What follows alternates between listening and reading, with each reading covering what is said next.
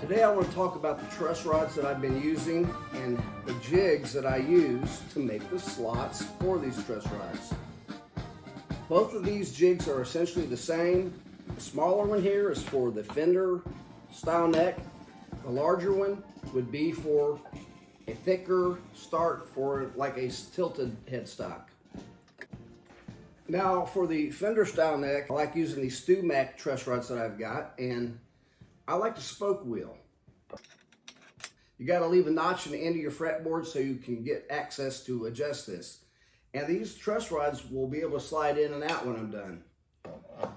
This being essentially the same as the spoke wheel, but it has like the original fender style would have been, slotted. This one is the one I use for the headstock access, and this came from Bitterroot. Both of these jigs use the same router base. It's made to set on top of here and can slide back and forth. This one sets over top, slides back and forth. Works the same way. Created a jig right here that will hold a neck blank. Router will set on it, has a sled that will slide on these rails. It stops when it gets to the end. The jig is 5 inches wide. The rails are 1.5 inches high. A retainer at the end that the neck blank slips under. Another retainer that goes on the head end. The barrel of the truss rod needs a 3/8 hole 11/32 below the surface of the fretboard.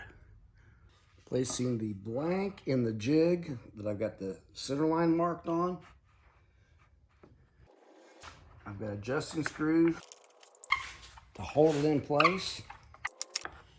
And so that you don't have to keep a measuring stick to measure back and forth to make sure you're centered, I've made this mark on a block that fits right in between that wood. You just adjust it. So the center line is aligned. Run it back and forth a few times. Checking for center. Lock it down. I've got a guide set up for the barrel of the truss rod to drill that hole.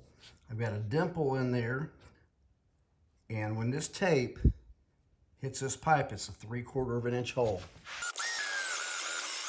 So that you do not damage your router bit, you will want to remove this sleeve before you route this slot. I'm adjusting the router bit to where I'm only getting half of the cut at a time.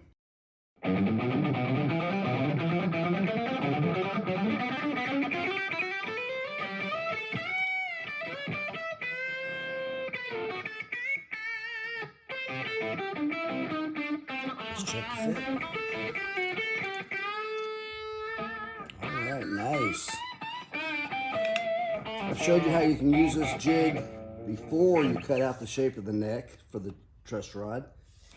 Well, you can also use this jig if you've already cut out the shape of the neck. I've got these blocks to protect the side of the neck.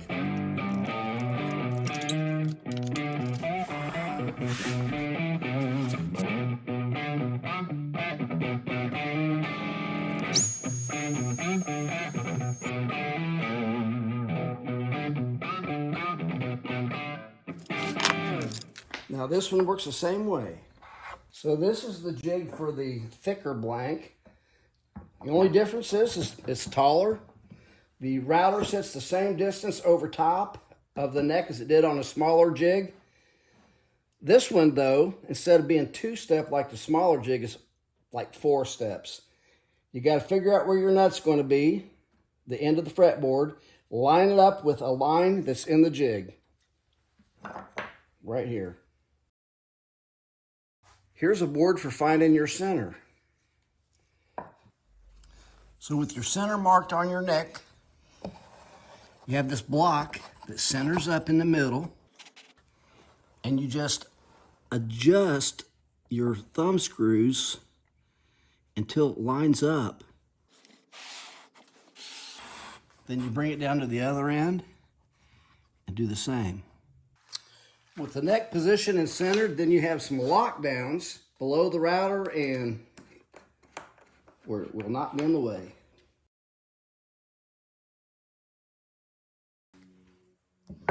So here's one I've already slotted.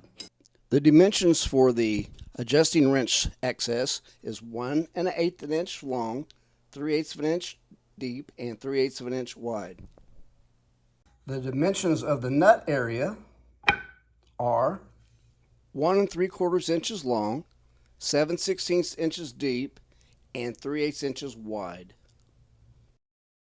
The dimensions for the rest of the slot are 15 inches long, 369 thousandths deep, and 1/4 of an inch wide. And so that I can get those proper lengths, I've put stops on each end and marked on the jig that between these two is the wrench slot.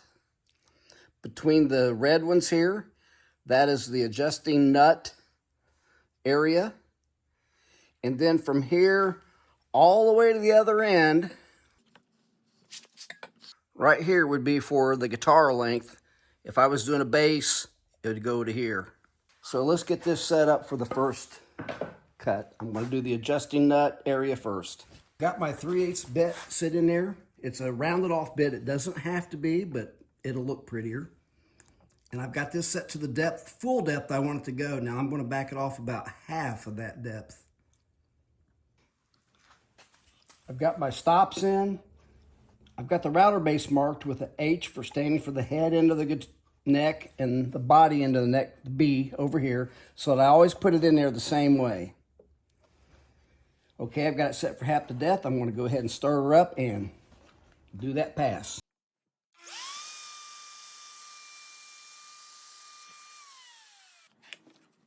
So there's just partially to the depth. I'll adjust it down to the full depth and pass it again.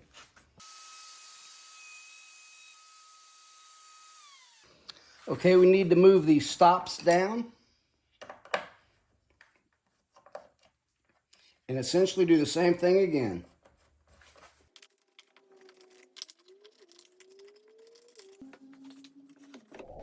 We have the slot for the adjusting wrench. We have the slot for the adjusting nut. Now we have to switch to a 1/4 inch bit and do the whole shaft of the truss rod.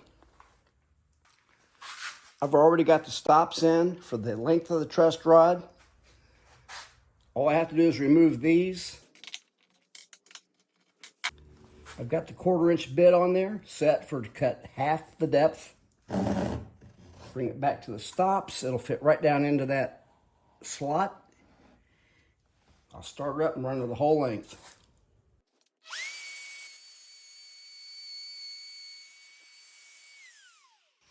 Second pass.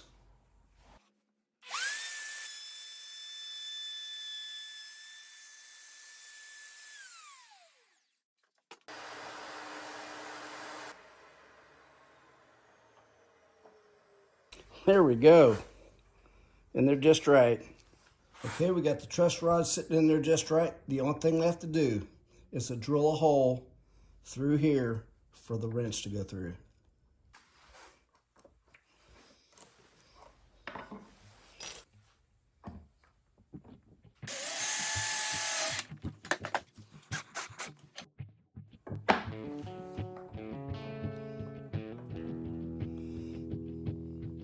With these jigs, I can make the truss rod slots I need for the style of truss rods that I'm using easily, and I know they can be modified to use other manufacturers and other styles. I've not yet made a single acting truss rod, but I'm sure I can easily do it with one of these jigs or one very similar to it. So now I've got 7 guitar blanks ready to go to the next point. They've got the truss rod slots in it. This jig is going to be used to put that angle on the headstock. I've made a video about this jig and how that works. I'll put a link to that. Here's this jig. that I use to make evenly spaced tuner peg holes. And once we get the fretboards glued on, we'll be ready to go into the profiling jig. You may remember the tease I made from the end of the last video where I attempted automation on the profiling jig and it just didn't quite work right. But I've got ideas to make it work just right. This method right here just got in a bind and would not rotate far enough. The rotisserie motor went about the right speed though. Well, there's another tease here right here.